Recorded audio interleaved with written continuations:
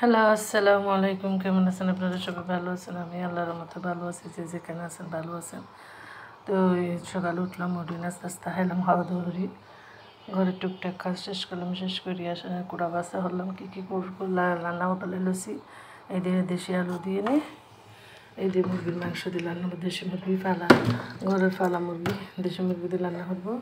তারপরে মসুরের ডাল দিয়ে শসা রান্না করবো। আর দেশি মুরগির হাড্ডি গুড্ডি দিয়ে নিই, গেটে টেডি দিয়ে নিই, পটল রান্না করবো। পেঁয়াজ কাটিয়ে নিলাম, টমেটো হল ভাজি হবো চিংড়ি মাছ দিই। তারপর চিংড়ি মাছ ভেজে দিলাম। তারপরে এই দিয়ে ফাঙ্গাস মাছ দিলাম রানবেলায়। তো আমার এতটুকু আয়োজন। দেশি মুরগির ডিম হয়েছে। তো আমার এতটুকু আয়োজন। আমার ভিডিও যদি ভালো লাগে লাইক দেবেন, কমেন্ট করবেন, সাবস্ক্রাইব করবেন বেশি বেশি করে। ইউটিউব চ্যানেল নাম জোসনা আক্তার, ফেসবুক পেজের নাম জোসনা আক্তার।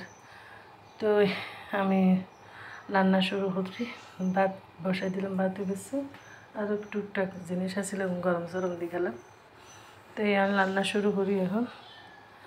তো আল্লাহ হাফেজ, ভালো থাকেন।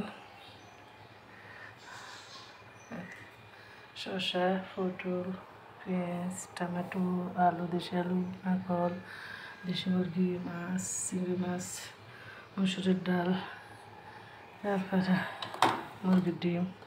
আচ্ছা, আল্লাহ হাফেজ, ভালো থাকেন।